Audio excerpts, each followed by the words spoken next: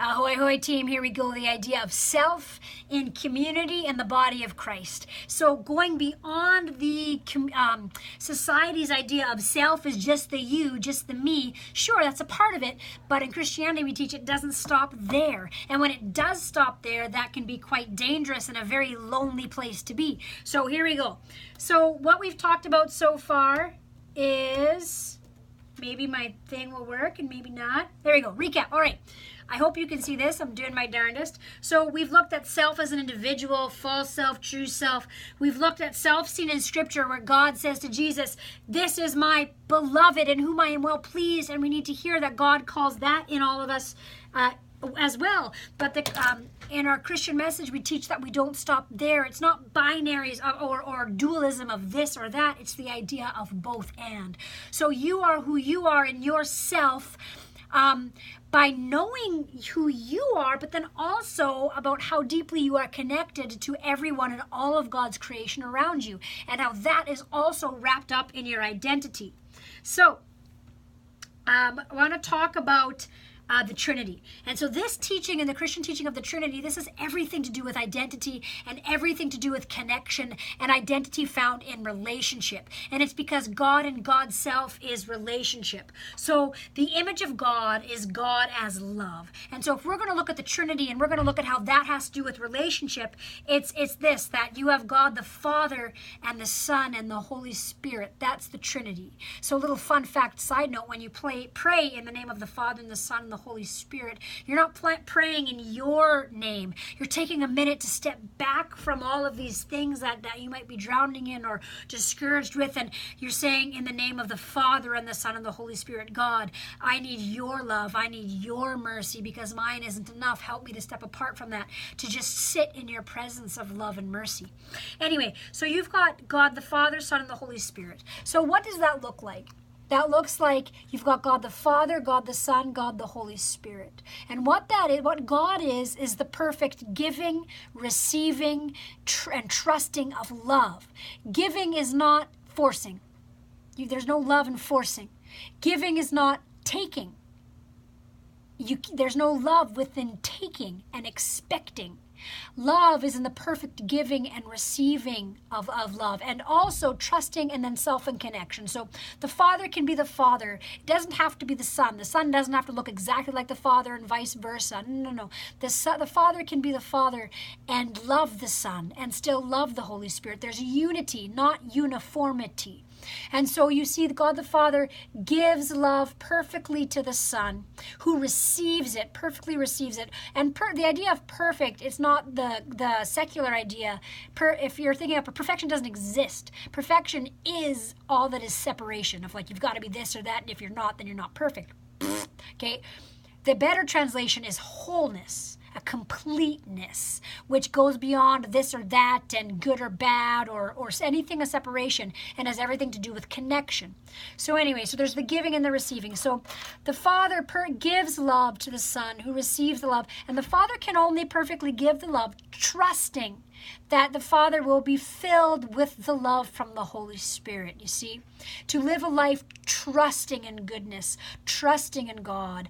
That is a life living in faith, which the opposite would be living in fear. So being able to trust that there is always goodness, that there is always beauty, that there is always love. When you're trusting God, you see that there's this giving and receiving of love. And then there's a contentment in being yourself, and also in knowing that we are completely connected. And so the way I look at that is this: they're all separate, definitely all separate, Father, Son, Holy Spirit, when it's just sitting like this.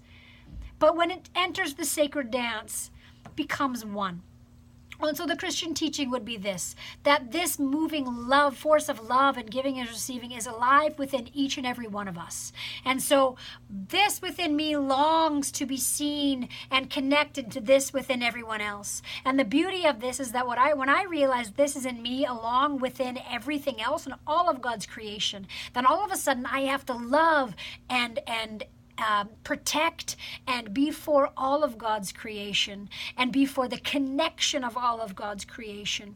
And that is a huge call, because all of a sudden spoiler alert, my life isn't more important than anybody else's. And it's a beautiful, beautiful call. But when we're talking about self, it's the talk about that realizing that deep connection with everyone. When you realize that, you realize yourself of who you are in God. I'm not just somebody, I'm also everybody.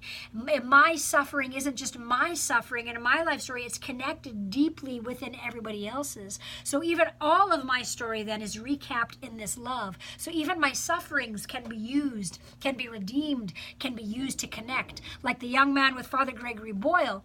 And Father Gregory Boyle, he is in touch with this love within himself, and then he mirrors it. The young men who end up joining the gangs and such are often just told, you're nothing, you're worthless, you're horrible, or all of these things. And so that's what they mirror, because that's the mirror that's been shown to them. Father Boyle holds up this mirror and says, no, you are beautiful, you are a loved child of God, and I know you can be this truth of who you already are. And so now you have the one individual who, if you remember, be talking about that his mom beat him so bad that he would have to wear 3 shirts to school to hide the wounds. And now he says, I don't hide them, I love them, they're my friends, because that's what helps me connect to other human beings. Now see, that's his identity now isn't just wrapped up in him. His identity is wrapped up in connection and healing within everybody else as well. And it's beautiful. So it's the need to reflect each other for who we are in Christ.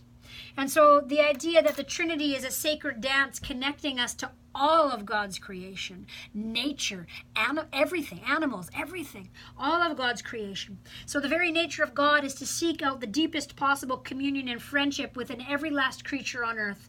Love is constantly transcending itself to greater union. So example, slavery used to be a thing. What? Right? Until somebody set their love transcended slavery and said, you know what, guys, I think this is actually not a good idea. I think that we're connected. I think we need to love.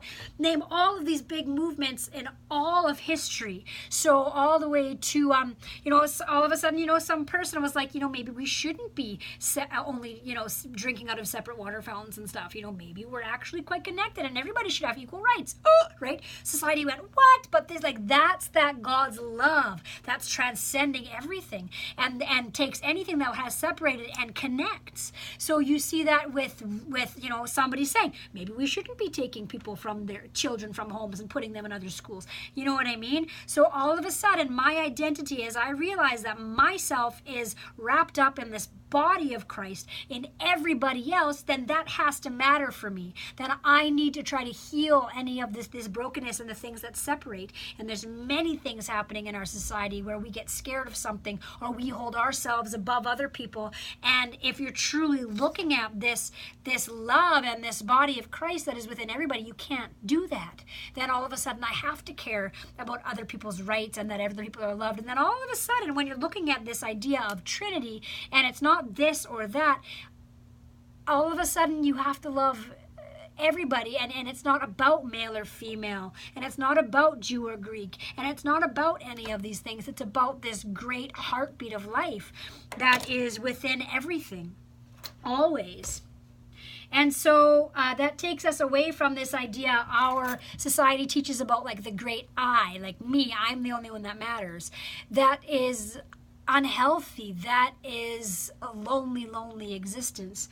And so when you're looking at the body of Christ, it's kind of what I've talked about already, how it goes towards healing everything within our life and realizing that we're so deeply connected and need each other, and then that is deeply connected to my sense of self. And it also then is talking about unity, and it doesn't have to be uniformity. It doesn't mean you have to look just like me and do everything just like me. But we can still be united and stand for good and inclusion and love and mercy. So identity not found in the great I, but in the great I am. Life found in dying to this ego self and to realize that you need to live for others. And when you realize your life is no longer about you, you can become about your life, which is so beautiful. That allows me to kind of step out of some of the fears that I have when I instead step out of me and I reach out to somebody else. It's beautiful. So we're looking at that's the idea of this body of Christ, the theology theology of God, and as St. Paul calls the body of Christ. So there you have it. I took 45 minutes and a lot more other things to look at. Look at the poem that's up there as well, because it illustrates it all beautiful when you're looking as 1 or 2 or 3 or 4, which will make sense if you look at the poem, which is on the website as well. It's a gooder. All right, peace out, y'all. Grace and peace.